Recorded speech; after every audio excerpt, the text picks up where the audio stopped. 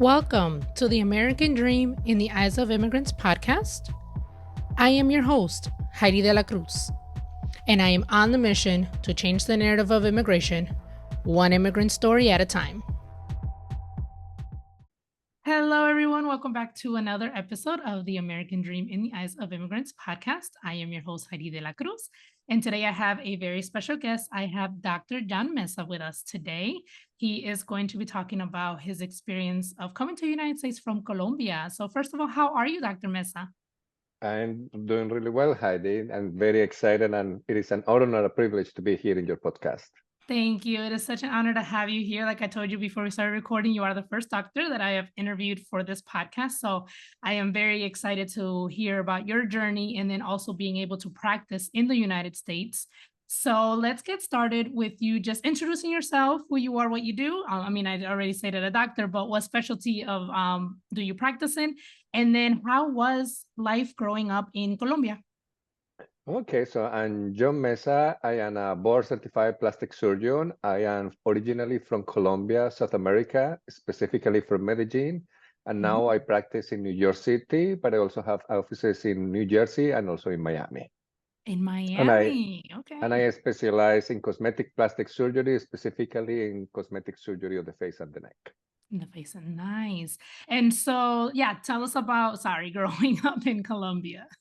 I mean, growing up in Colombia was fun. I mean, I love my country. The only issue in my country is that in order to study, there are two ways to study.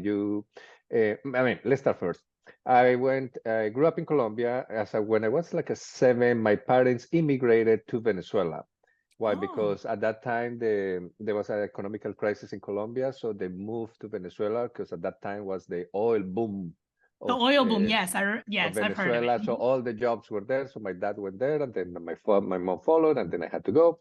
So I was studying there, and then when I finished high school, I needed to go to do something, uh, and I wanted to go to med school. But the problem is that my family couldn't provide economical support for me to go to school, because either you go to the free universities that you don't have to pay, or you have to go to the private universities that is like college where you have to pay. So Okay. even if I went to the free one, I didn't have the money to kind of pay for the books and all the stuff, so I had to work. And at that time, finding a job in Caracas, I was living in Caracas. It was impossible because I needed to full-time jobs were like 9 to 5. A med school is 9 to 5, so it was incompatible.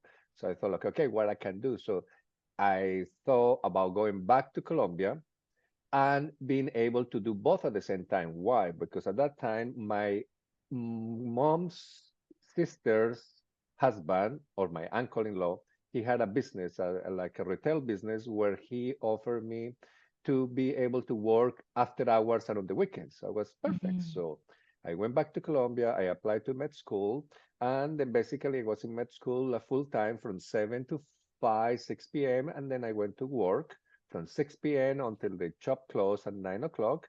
And then Saturday and Sundays, I was working from 7 to 7. Oh my So I, gosh. so I was able to kind of survive at the same time. I was living with my aunt, and my family was back in Venezuela. So then when when I was planning to finish med school, no, I was planning, I needed to finish med school. You need, as a doctor, you need to do a specialization. But I had the same dilemma. Either you go to the public schools where you don't have to pay, or you need to do the private school where you have to pay. Oh But what man. is the problem? At that time, I already have been living 10 years for in my aunt's house, and it was not correct to continue living with her. So I needed to find a way to support myself. And differently to med school, residencies are more involved. I mean, you are in the hospital 24 hours, so you Wow. don't have time to. It was impossible for me to continue working on my uncle's job. So I was like, okay, what I can do? I was looking, and then I find out that in America they pay you for being a doctor in training. So when you come So to your United, residency, right? the residency Oh differently to wow. Colombia. In Colombia, either you Okay. go to the free university where they don't pay you, or you Mm-hmm. go to the private university where you have to pay Or you pay. you Yes. pay as a Okay. college. But in America, you work as a resident, and and the hospital through the government, they pay you. So we're like, Wow. okay, this is the way to go. And believe it or not, even though the America is the most difficult place to get into residency, for me it was the easiest way because I thought back in Colombia it was impossible. Okay. So then I was like, okay, what I'm gonna do to make into a United States? I need to put my foot into United States. Yeah. So then, when I was in my, I think my second year or third year of medical school, we got an announcement that the university had a scholarship to come to finish medical school in United States, and there were four spots. Two were for 4. Harvard, and two were at Yale University. Okay. And they say that the criteria were there were three main criteria. One, you needed to be the top of the class. Secondly, uh, you needed to learn English, and the third, you needed to do research. So at that time, we were in the big conference room where they announced the scholarship, and I was with my best friends, best friend Sandra, and I turned to her and I said, I don't know about one of those Harvards is my is my scholarship. Yeah. And that's what I did. I started to work. I found a lab in the university where I was doing biomedical research. I ended up asking family friends, and one of my uncles, my uncle Javier, he ended up sponsoring me to get a private English school, so which I was taking every day, Monday through Thursday, from 6 p.m. to 8 p.m. And I continued working in Oh my my uncle's job. goodness. Yeah. And then I needed to work very hard to be in the top of the class. Hmm. So then when at the end, 1 year before I finished med school, they announced the scholarships, and boom, I got my You scholarship to got go to it. Harvard. So we're like, okay, so that's the next step. So then I had 3 months out of my last year of med school. The scholarship was to do 3 months in Harvard Medical School in whatever you wanted. Oh, okay. Yeah, so then I was like, okay, so at that time I already decided that I wanted to become a plastic surgeon.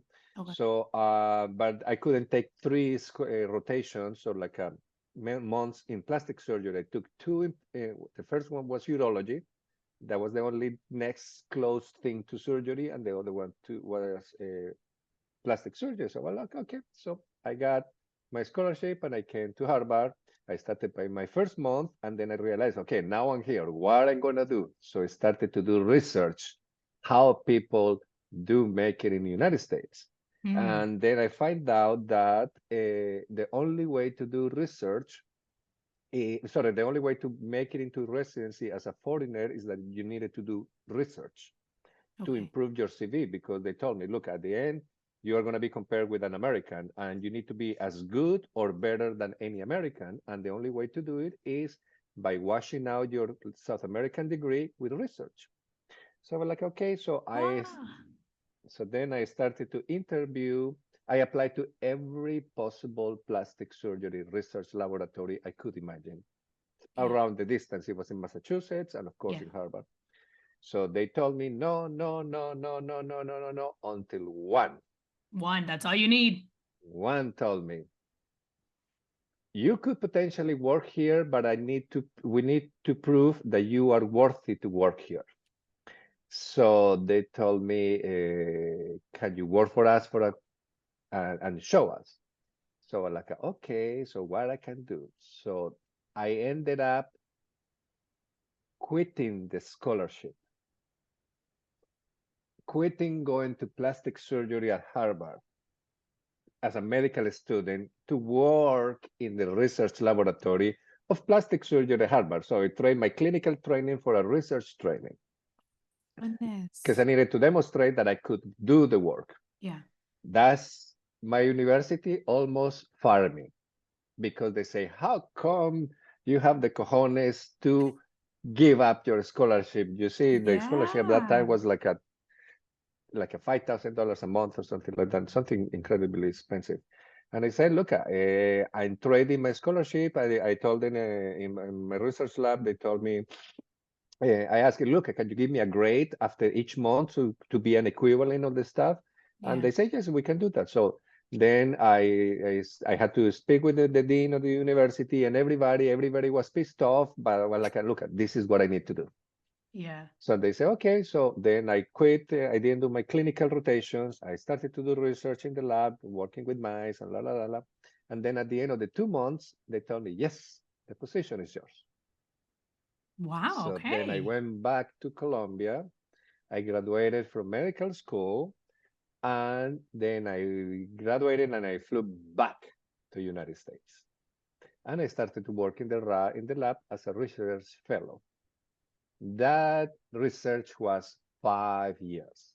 I had to work 5 years as a research fellow in the lab, improving my CV, improving my all my CV because I needed to demonstrate I was better than that.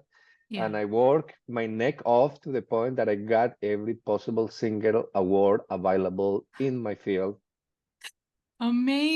to the Amazing. point. And then when at the end of the fifth year, then I started to apply for residencies. And of course, I matched into, there are two ways to do plastic surgery in America. You can go straight to plastic surgery, or you need to do what is called the classic way. That is, you go into general surgery and then you go into plastics. So Okay. even though I have a very strong CV, better than anybody in the United States, my advisor, that was Dr. Janicek, she told me, look, you are better than anybody in the United States, but the problem, you're still a South American and you went to medical school in Colombia, so no program is going to take you into plastics. They said, look, my advice is do your pay again more dues, doing your general surgery, and then you go to plastics. So that's what I did. So I applied to general surgery and I matched in general surgery at Harvard. At So Harvard. I started because that's what they know me and all the stuff. So I did my internship in general surgery. I did my second year and then I did my third year. But something interesting is that at Harvard, you need to do research in order to graduate from general surgery. So I was mandated to do 2 additional years of research in addition to the 5 years that I did. Oh my That goodness. those 5 years is more than a PhD. A PhD is usually 4 years. And I say, no, I cannot do more research because one, I don't want to do more research. I want to be a plastic surgeon. And secondly, I need to go, if I'm going to do research, it has to be in plastic surgery. And something that was happening at the end of my research, because I won every possible award, every possible grant, they started to reject me because they say, look, you cannot cannibalize all the research awards and all this stuff. So I said, like, what can I do? What can I do? Because if I'm Yeah. going to go back to research, it's going to be a failure because I need money. To do Mhm. research, you need to get the grants, but I Yeah. already got all the grants under my hand. And I didn't have the high level of a research PA to get the big chunk of money because that's not my position. So I started to do research and I found a law that says that plastic general surgery residents can switch to plastic surgery in the middle of their career. Oh, you found the loophole. A loophole. And that was the last year that law was valid. The following year, it was abolished. Wow. So like, okay, what I can do that, but there was a little glitch in the loophole. I needed to have a letter from my program director in general surgery saying that they would give me permission to go into plastics if I match. Oh my goodness. And that is kind of a big issue because when you are 3 years into residency, you have invested a lot of time and then you're losing somebody. So you leave a hole in the program. So and I asked all my advisors, I got my advisors, I became friend with everybody in plastic surgery at Harvard and I asked for advice and everybody told me, John, don't do it. John, don't do it. Mm. Just finish your general surgery and we know you have been with us, you have your spot guarantee at Harvard for plastic surgery. But I was I cannot be a resident for all my life. Yeah. And then I knew that after residency, I needed to do fellowships. I was no, I cannot be 50 and being a student. So Me. I show up at my program director's door, office door, and I ask for the letter. That was in the first year of general surgery. That was like a giving a slap on his face in the middle of the night and then pouring a bucket of ice water on top of him.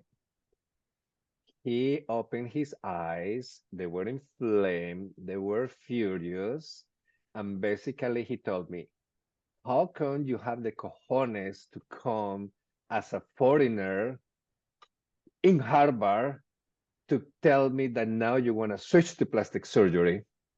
Because general surgeons and plastic surgeons don't get along. I mean, Mm, general surgeons hates plastic surgeons. mm. They have an envy or whatever. Hi, Heidi here. Thank you so much for listening and supporting my podcast, but most importantly, the mission. If you would like to further support this podcast, there are a few ways you can do that. You can sign up for the newsletter. You'll receive the episodes straight to your inbox every time they drop. The link is in the show notes and the show description. You can subscribe to the podcast YouTube channel. And lastly, you can donate money. That link is also in the show notes and show description. If you would like to sponsor an episode or promote your business on this show, send me an email at Heidi@HeidyDelacruz.com. Thank you and enjoy the rest of the episode. And I say, he asked me, are you sure that that's what you want? And I said, yes, that's what I want. I made my man. And he told me, he gave me, he blackmailed me. He told me, if I sign this letter and you don't pass, you are kicked out from the program. So basically, I wouldn't finish general surgery. I couldn't go to plastic surgery. Yeah. I would be out of business. And I was like, oh my God. So I thought like, okay, if I do that, if I don't match, then I was thinking about going into computer engineer, maybe going back to architecture. That's something that I wanted to do, but I knew my medical career was going to be done. So I was like, okay, I signed that. And that was like, imagine Jesus Christ when he was in the Calvarium and they told him that he was going to be crucified, walking into the Calvarium. Everybody hated me at Harvard because, first of all, I was the foreigner that wanted to switch to plastics and had the cojones to sign that letter. So I was treated really, really, really, really bad at my program. And there were another colleagues that I knew they wanted to be plastic surgeons, but they never disclosed that. And I said, no, I'm not gonna die. I'm not gonna lie. That's what I wanted. So it was those 3 years in plastic, those two years, because there were 3 years, they were the first 2 years, they were miserable. It was the worst experience ever I have had in my life. But I was like, okay, I gotta do. And then the match, and so then I went for my interviews and blah, blah, blah. And then there was the match day. I was doing evening shifts, and they announced the who match in plastic surgery at noontime. So then I woke up at like at 3 or 4 o'clock because I needed to start working in the hospital at 6, and I didn't see any announcement. I was like, okay, I didn't match. So when I was walking into the hospital, everybody knew, and everybody was asking me like, oh, did you match? Did you match? And it was like the walk of shame. Oh my And I said, no, I didn't get the email. I didn't get the email. I didn't get the email. I didn't get the email, blah, blah, blah. I was really, really depressing. And then like, I remember like around 8 or 9 o'clock, I get a phone call from who became my plastic surgery program director, Dr. Mackay. And he told me, John, congratulations, you have matched in plastic surgery at Penn State. Wow. So he did it in purpose. He didn't announce that in the noontime. He waited until the evening. And I became the happiest person ever. And that day, everything switched at Harvard. Because I went from being the foreigner that was invading the plastic surgery program, the general surgery program that tried to quit, to the only resident in the entire history of the plastics program that was able to switch from general surgery to plastic surgery in the middle of the program. And since next day, I became God. over there. To the point that even some Wow. professors told me, disclosed to me, that they wanted to go into plastics and they couldn't get it. Wow. Yeah. So then I ended up, after my third year, I ended up switching to plastic surgery at Penn State. And those extra 2 years that I needed to do some research, I converted them into two fellowships. So then after doing plastic surgery, I did a fellowship in craniofacial surgery, and then I need a second fellowship in aesthetic surgery, which were much better for me than doing more research because I was not going to be a researcher. I wanted to be Yeah. a plastic surgeon, and that's what I do. That's how I have been able to grow my career because I trained specifically in what I really wanted, and that's my little story. My goodness. Okay, so from the time you landed to the United States to when you actually were able to become a plastic surgeon, how many years did that take? Uh, 13. 13. Okay, and so what is the average time Uh, that it a medical school was 7, so it Mhm. was like it took me from medical quantum medical school Yeah. like 18 years to become a plastic surgeon. Wow, 18 years. And so what kept you going? Like you said, like you had choices of like doing something else that you were interested. So, but what kept you still pushing in forward to become a plastic surgeon? Because I made my mind, and that's the only thing that I wanted to do. Mm, Because I say if I wanted to do something else, I was not going to be happy. And I yeah. say, no, I need to push as much as I can until I can no more to do what I really wanted. Because when I grew up, my father is a computer technician, so he taught me, I learned how to do the computers and all the stuff, and I like it, but it's not something that I really enjoy. Yeah. In my family, there are a lot of civil engineers. I know about that, but I really didn't like it. There is also another side of my family is business people. They do a lot of sales, like a retail and all the stuff. It was not my passion. And Hmm. my passion, right, what I mentioned briefly at some point, I wanted to be an architect. Yeah. But at that time in Colombia, being an architect was a ticket to be bankrupt because architects were not making money. So Gotcha. then I realized that plastic surgery is like being an architect of the body. So it Mm, was the best of the both worlds because I really like medicine and I really like architecture, and plastic surgery is both in one. So I was like, why I'm not gonna do what I really wanted? And that's what I kept pushing me throughout all this to year. go. Yeah. When I was going through, sometimes I told myself many, many times, if I have to do it again, I will never do it again. But once I graduated as a plastic surgeon, and now that I have been working for 14 years, I say it's worth it every single penny because I'm very happy. I love what I do all the time. I don't regret what I do it. And it was difficult. It's one of the hardest residencies to achieve in the United States, but I did it. You did it. So you are the perfect example of hard work and not letting any adversity stop you from your dreams. You had a lot of adversities and a lot of challenges and a lot of hurdles that you had to go through, a lot of back and forth, but yet that drive of wanting to be a plastic surgeon, like that kept you going and you achieved your dream. You achieved what you wanted to do. So it's just a perfect example of not letting you be the foreigner, the immigrant, or anything let that stop you from what it is that you want to do. And that's one of the things that a lot of people say in this podcast about the opportunities that the United States provides. Yes, it provides a lot of opportunities, but there's also a lot of challenges and a lot of adversities Yeah. that we have to go through. And I wanted to ask, while you were going through all these challenges and this back and forth, did it ever cross your mind like, man, I should have just done it in Colombia, or no? No, No? because I knew because I knew it was impossible for me. Unfortunately, when I at the time I grew up in Colombia, it was first you needed money, and my family didn't have the money means to get me into a private school, and secondly, if the getting even if getting into I knew I could get into the private university, sorry, into the public university because of my grades and all the stuff, and I was Yeah. able to do, but I didn't have the way to pay. And the private one was very political.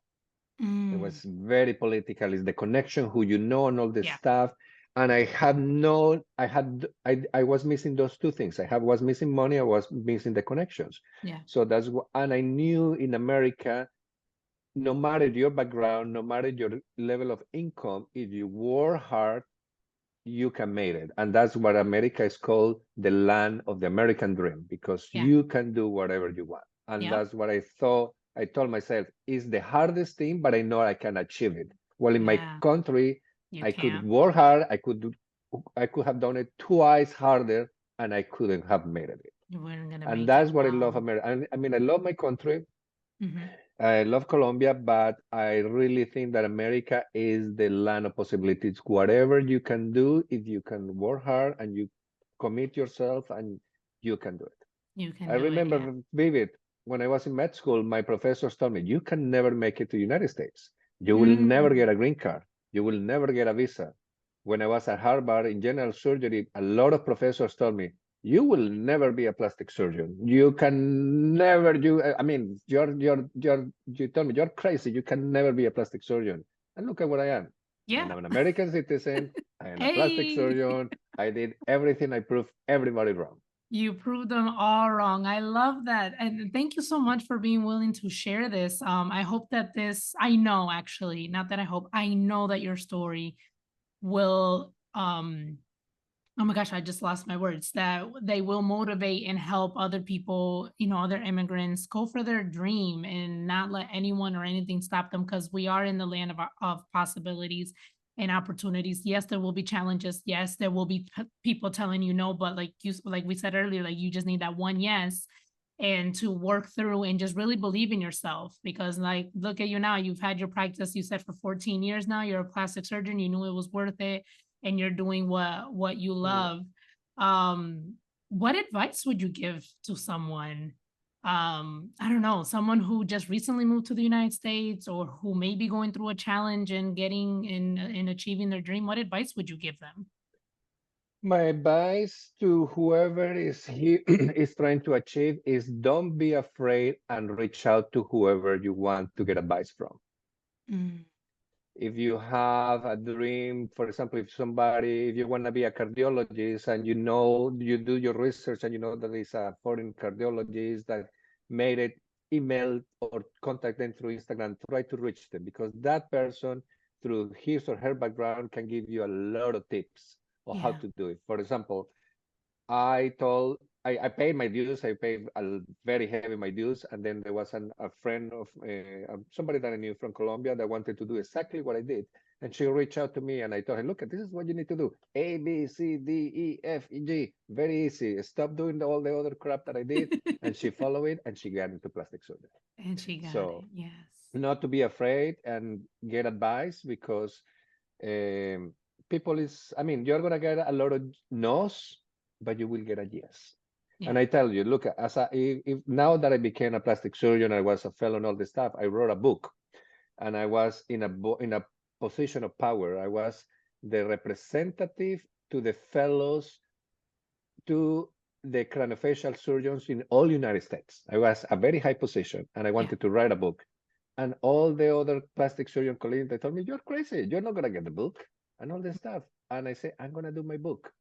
And I went and I interviewed with 50 publishing companies, until one One said said yes. yes. And I published my book, and I am the only person. If you see my book, we are 5 authors.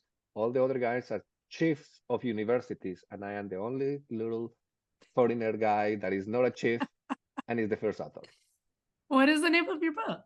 The name of the book is Atlas of Operative Craniofacial Surgery. Oh my goodness. Well, congratulations on all your achievements. Like you really just went ahead and went against all adversity and made your American dream come true. And how often do you visit Colombia? And how I often do you usually go visit? once a year, usually for the Yeah. holidays, because Oh my mom yeah. likes to get together with everybody for Christmas, so Yeah. that's when I go. That's when you go. And so you said that you have two offices. Three offices. Three, sorry. Three. Why three? Because the first job that I found after finishing all the schooling was in New Jersey. Okay. And then secondly, is New Jersey is in front of New York, and in plastic surgery, especially on surgery, the face of the neck, the best plastic surgeons are in New York. So I wanted to Oh, be one of the best. So I was obvious that I needed to open my office in New York. okay. And a third, because I'm Colombian, I like the Latin culture. I always wanted to work in Miami. That was my dream, and I Yeah. couldn't find a job. When I finished, I applied first to Miami, and I couldn't find a job. I was like, okay, I need to get a paycheck. So that's what I ended up in New Jersey. But it's one of those little kind of espinitas that you get there, like a little things. And I say, okay, if I cannot find a job, so then I'll open my job. So I created myself my office in Miami, and every month I go to Miami, I work, operate there, and then I spend a weekend in Miami, and I live like my Colombian life, but in Miami. Wonderful. It's like Well, my little gift from me to me. yeah, of course. And definitely, you got to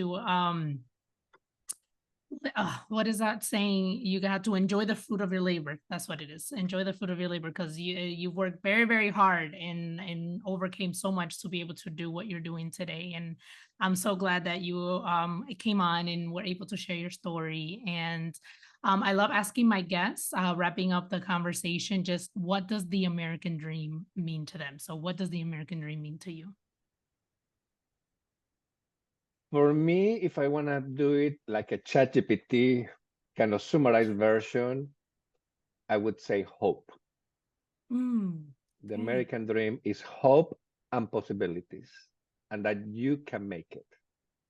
Is I would say I would replace this. It's a hope that you can achieve. Yeah, I love that. That was beautiful. Thank you. Well, Dr. Mesa, thank you so much for sharing your story today. I've learned so much, and I feel like you are definitely the definition of the American dream that people come here for this opportunity to this country for the freedom, and you did it regardless of all the challenges and adversities you went through. Thank you again so much.